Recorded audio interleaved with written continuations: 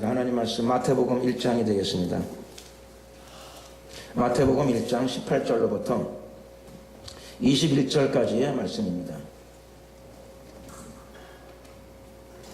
제가 받들어 봉독해 올리겠습니다.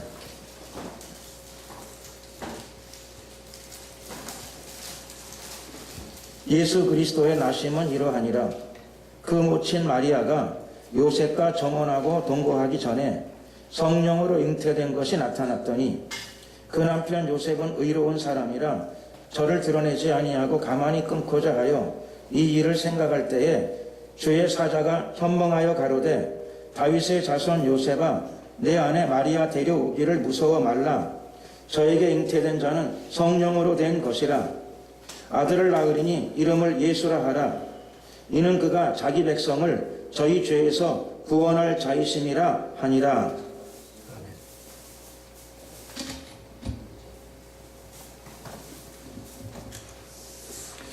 오늘 예수라고 하는 제목으로 함께 은혜를 나누기를 원합니다. 오늘 본문은 예수 그리스도의 탄생에 대해서 기록하고 있습니다. 우선 탄생에 대해서 말씀을 나누기 전에 예수 그리스도, 그 중에서 예수에 대해서 좀 사전적인 이해, 문자적인 이해를 좀 기본적으로 갖기를 원합니다.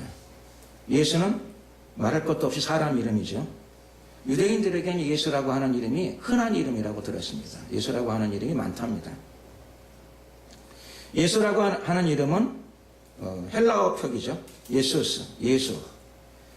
유대인들은 이 예수를 발음할 적에 제가 들어보니까 예수와 이렇게 발음하더라고요. 히브리식 발음인 것 같습니다. 또 성경에는 여호수아 이렇게도 적혀 있습니다. 그러므로 구약 성경에 나타난 여호수아 장군은 그분의 이름이 예수라고 하는 이름이죠.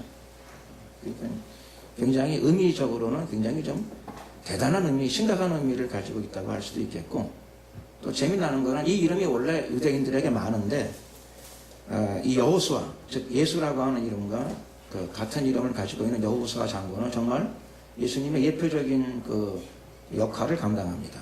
그래서 우리 예수 믿는 이유가 구원받는 것, 하나님의 자녀가 되는 것, 거듭나는 것, 그리고 새하늘과 새 땅을 소유하는 것, 이렇게 우리가 이해한다면 여호수아는 정말로 젖과 꿀이 흐르는 가나안 땅, 천국을 상징하는 땅으로 하나님의 자녀들을 인도했기 때문에 정말로 말 그대로 자기의 이름 그대로의 어떤 의미를 자기의 인생 또는 자기의 사역을 통해서 성취한 사람이다. 우리가 이렇게도 이해할 수 있겠습니다.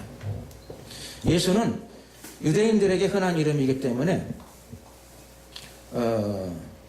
그 예수라고 하는 이름 앞에 그분이 성장한 곳 지명을 붙여서 흔히 잘 표현하기도 합니다. 그래서 나사렛 예수 이렇게도 표현합니다. 그러면 흔히 있는 이름 중에 동명이인 중에서 이 성경에 나타난 인류의 구세주 예수를 구별하기 좋은 형태의 이름이 될 것입니다. 나사렛 예수. 사실은 예수님은 나사렛이 고향은 아니시지요. 예수님의 원래 고향은 베들레헴, 출생지죠. 출생지는 베들레헴이 됩니다. 그런데 흔히 베들레헴 예수라고 안 하고 나사렛 예수라고 부릅니다. 그 이유는 유년 시절의 성장 과정을 대부분 나사렛에서 가지셨기 때문입니다. 예수라고 하는 이름에 그 이름 자체가 갖고 있는 문자적 의미, 직역을 하게 되게 되면 예수라고 하는 이름의 의미는 여호와는 구원이시다, 이런 이름이 됩니다. 이런 의미가 있습니다. 여호와는 구원이시다. 그러면 예수 그리스도 할 적에 그리스도는 어떤 뜻을 가지고 있습니까? 그리스도는 직명이죠. 직명입니다. 헬라어로 그리스도, 히브리어로 메시아라고 발음합니다. 그런데 이 그리스도의 의미는 문자적으로는 기름 부음 받은 자, 이런 의미를 가지고 있습니다. 문자적인 의미 말고 실질적으로 성경에 나타난 그리스도 혹은 메시아의 일반적으로 우리에게 다가오는 의미, 의역을 하게 되면 메시아는, 즉 그리스도라고 하는 말의 의미는 의역을 하게 되면 하나님의 아들 혹은 인류의 구세주, 이런 의미를 지닌다고 할 수 있겠습니다. 예수님의 탄생은 요셉과 마리아 사이에서 이루어집니다. 오늘 본문에 따르게 되면은 요셉과 마리아는 정혼을 했습니다. 결혼을 약속했죠. 그러니 요즘 말로 표현하게 되면 약혼 상태였다고 볼 수 있겠습니다. 그런데 이 두 분이 동거하지는 않았습니다. 남녀관계, 육체적인 남녀관계를 갖지 않은 상태에서 마리아가 잉태를 하게 되었습니다. 그랬을 적에 그 사실을 마리아는 물론 알았고요. 천사로부터 수태고지를 받았기 때문에 알았지만 요셉은 아마 그 이후에 마리아하고 교제하는 관계 속에서 그것을 아마 알게 되었던 것 같습니다. 아마 요셉이 성경에는 자세한 요셉의 마음의 기록이 나와 있지 않기 때문에 모든 것들을 다 잘 알 수는 없지만 아마 기본적으로 아마 굉장히 놀라고 충격을 받았을 것 같습니다. 성경의 오늘 본문의 기록에 보게 되면 요셉은 의로운 사람이다 라고 기록하고 있습니다. 요셉이 의로운 사람이었기 때문에 이것을 드러내기를 원치 아니하였다 되어 있습니다. 마리아의 이 문제를 드러내기를 원치 않고 주위 사람들이 많이 알기를 원치 아니하였다. 그가 그런 결정을 내렸고 그 다음에 요셉은 자신이 어떻게 처신해야 되는가 할 적에 그러면은 마리아가 다른 남자하고 교제를 하거나 다른 남자하고 육체적인 관계를 가지고 있는 그런 사이인가 보다. 그러면 이것을 정리를 하는 게 옳겠다라고 아마 요셉이 결정을 한 것 같습니다. 요셉이 이렇게 결정을 했을 적에 요셉의 어떤 득도나 요셉의 어떤 그 넓은 마음이나 뭐 그런 게 아니고 하나님이 개입을 직접 하시게 됩니다. 하나님께서 이 문제에 직접 개입을 하셔서 천사를 요셉에게 보내십니다. 요셉은 기도하는 사람이었기 때문에 그가 어느 날 잠들었을 적에 꿈속에 천사를 만나게 됩니다. 꿈은 뭐 요셉만 꾸는 건 아니죠.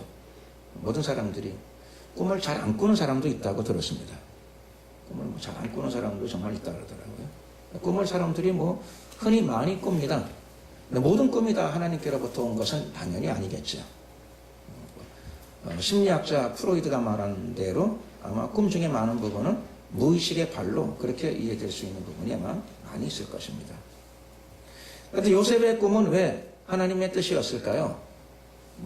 그 문제에 대해 성경이 자세히 다 기록을 하고 있지는 않습니다만은 요셉은 기도하는 사람이었고 또 하나님의 말씀을 사랑하는 사람이었을 것입니다.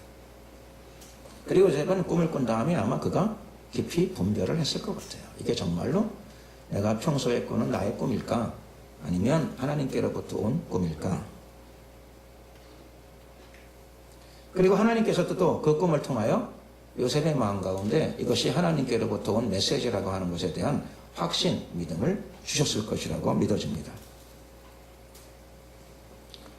천사가 요셉의 꿈에 나타나서 우선은 이 요셉을 향하여 부를 적에 요셉아 라고만 부르질 않고 그 앞에다가 수식어를 하나 붙였습니다.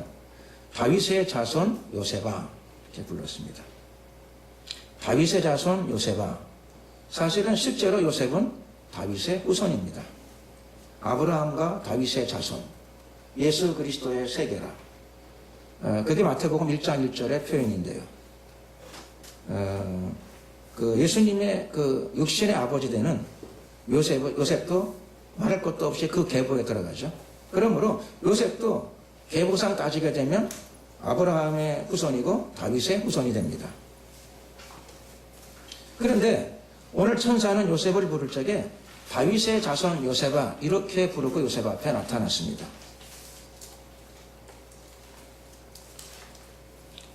수식어를 다윗의 자손이라고 이렇게 이 수식어를 갖다 붙였을 적에는 아마 어떤 의미가 있었을 거라고 생각합니다. 그 의미가 무엇일까요? 사실 다윗의 자손이라고 하는 수식어를 붙였을 적에는 여기에는 다른 의미가 있는 것은 아니고 아마 요셉이 현재 그 당시에 가장 고민했던 문제, 마리아가 잉태한 문제에 대해서 그 문제를 해결하기 위해서 나타난 천사였습니다. 그 문제를 해결하는데 직접적인 하나님의 뜻을 정확하게 표현하기 위해서 아마 가장 좋은 방법이었다고 생각되어집니다. 어쩌면 하나님께서 천사에게 직접 부를 적에도 이렇게 부르라 지시했을런지도 모르겠습니다. 다윗의 자선할 적에는 이것은 사무엘하 7장 16절의 말씀을 기반으로 한 표현이라고 생각되어집니다. 이 음성을 요셉이 듣기 전에 약 1000년 전에 나단 선지자는 요셉이 아니라 요셉의 조상이었던 다윗에게 직접 나단 선지자는 하나님의 뜻을 그에게 나타냅니다. 예언을 선포했습니다. 다윗에게 나단 선지자가 선포한 예언의 내용은 이렇습니다. 너의 집과 너의 나라가 내 앞에서 영원히 보존되고 너의 위가 영원히 견고하리라. 나단 선지자는 하나님의 뜻을 다윗에게 선포할 적에 다윗 임금에게 이렇게 선포한 것이죠. 너의 집은 영원할 것이다. 너의 나라는 영원할 것이다. 그리고 너의 위, 왕위는 영원할 것이다. 이렇게 선포를 했습니다. 사실은 이 예언은 실제로는 역사 속에서 이루어진다고 믿기는 매우 어려운 예언입니다. 이건 물론 하나님의 구원사적인 의미를 담고 있는 예언입니다. 그런데 천사가 오늘 나단 선지자의 예언의 의미를 아주 짧은 문장으로, 짧은 단어로 다윗에게 상기시키며 나타난 내용이라고 할 수 있습니다. 다윗의 자손 요셉아, 이렇게 나타났을 적에는 너도 성경을 통해 알다시피 너의 조상 다윗은 나단으로부터 이런 예언을 들은 적이 있다. 그리고 하나님께서는 말씀하시는 것을 이루시는 분이시다. 그리고 하나님의 그 예언은 지금 이제 너의 가정에서부터 이루어지게 될 것이다. 그러므로 다윗에게 너의 집은 영원하고 너의 나라는 영원하고 너의 왕위는 영원하리라 하는 그 예언이 이제 역사 속에서 실현되어질 것이다. 사실은 이런 모든 의미가 오늘 이 단어 속에 함축되어진 것이죠. 다윗의 자손 요셉아. 그리고 천사는 이제 본론을 이야기합니다. 네 아내 마리아에게 잉태된 자는 성령으로 된 것이라. 실제로 예수님은 하나님의 영 성령으로 잉태되셨습니다. 그런데 오늘 천사는 왜 성령으로 마리아에게 그 잉태 사건이 일어났는가라고 하는 것을 성경적 맥락에서 매우 짧은 단어로 함축적으로 설명하고 있습니다. 이 직전까지만 해도 아마 요셉은 고민하고 괴로워하고 아마 그랬을 수 있습니다. 그런데 이 말을 듣는 순간에 고민과 괴로움은 다 사라지고 감사와 감격이 요셉의 마음을 강력하게 다스렸을 것으로 믿습니다. 인류를 향한, 자기 집안을 향한 가장 중요한 예언이 이제 실현되어지기 시작하는 찰나입니다. 천사를 통한 하나님의 메시지는 이것으로 끝나지 않습니다. 이제 낳을 아이는 여자아이가 아니라 남자아이다. 아들을 낳으리니 이렇게 메시지가 이어지고 있습니다. 그리고 또 하나님의 메시지는 이름도 여기 드러나고 있습니다. 아들을 낳게 되는데 그 이름을 예수라 하라. 그래서 예수님은 태어나신 이후에 이름을 받는 것이 아니라 탄생 전에 이미 장명이 이루어진 상태죠. 그리고 이름은 보통 아이들의 이름은 아버지를 통해 보통 붙여지는데 사실 이 가정에도 예수의 이름은 그 육신의 아버지인 요셉을 통해서 붙여지긴 했습니다. 그러나 장명은 실제 장명자는 하나님이십니다. 천사를 통하여 아이가 탄생되기 전에 이미 하나님은 그 이름을 천사를 통해서 알려주셨습니다. 그런데 예수라고 하는 이름은 이미 말씀드렸습니다. 여호와는 구원이시다. 그런 의미를 지니고 있습니다. 그런데 이 이름이 왜 예수에게, 이 아이에게 붙여지는가 하는 것이죠. 마리아가 잉태한 그 아이에게 왜 이 이름이 붙여지는가? 천사는 그 이름의 의미를, 그 이름이 그렇게 붙여지는 이유를 설명하고 있습니다. 그 이유는 그분이, 이 아이가 탄생하게 되면 이 아이는 이 이름을 가지고 어떤 일을 하는가 하면 자기 백성을 저희 죄에서 구원할 자가 되실 것이다. 예수라고 하는 이름 자체가 여호와는 구원이시다라고 하는 이름을 문자적으로 가지고 있습니다. 그리고 예수님에게 이 이름이, 예수라고 하는 이름이 붙여지는 이유는 그 의미 그대로 예수님은 탄생하셔서 어떤 일을 하시는가 하면 자기 백성을 저희 죄에서 구원하시게 될 분이시다.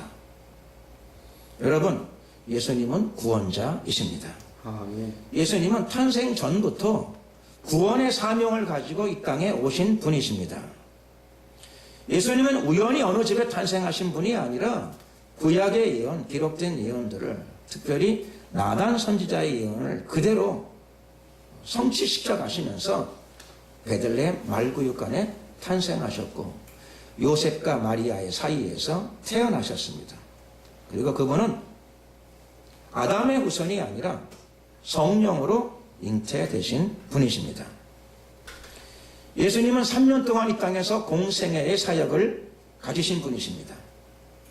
예수님의 3년 공생의 첫 번째 메시지는 많은 그리스도인들이 잘 아는 바대로 회개하라, 천국이 가까 왔느니라 라고 하는 메시지입니다. 회개하고 예수님을 구원자로 모시는 분들이 죄에서부터 해방을 얻게 되고 천국을 소유하게 될 것입니다. 예수님에게서는 그분의 이름이 그분의 사명이셨습니다. 예수님께서는 십자가의 죽음과 부활을 통하여 그분의 사명을 완성하셨습니다. 인류를 위한 죄사함과 구원의 길을 열어 놓으셨습니다.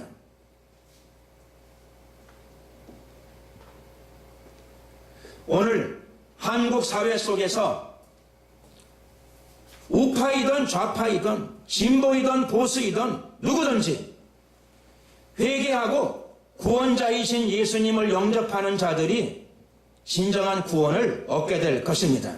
아멘. 성경은 여러분들에게, 저와 여러분 모두에게 말씀하고 계십니다.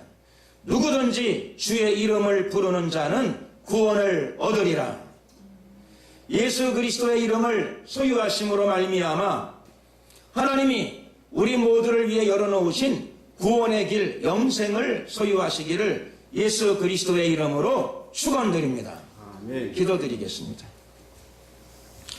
은혜와 자비가 많으신 좋으신 우리 하나님 감사합니다. 하나님께서 우리에게 예수 그리스도를 선물로 주셨습니다. 구원의 길로 허락하셨습니다. 누구든지 그 이름을 영접함으로 말미암아 영생과 천국을 소유할 수 있는 길을 열어놓으셨습니다. 예수의 이름을 붙잡고 영생과 천국을 소유하는 우리 모두가 되도록 주님께서 믿음의 선물을 허락하여 주시고 마음의 문들을 열어 주시옵소서. 이 나라의 민족 가운데 구원의 축복이 열리게 될 줄로 믿습니다. 주님께서 이 나라의 민족을 다스려 주시옵소서. 감사드리옵고 예수 그리스도의 이름으로 기도드렸습니다. 아멘. 아멘.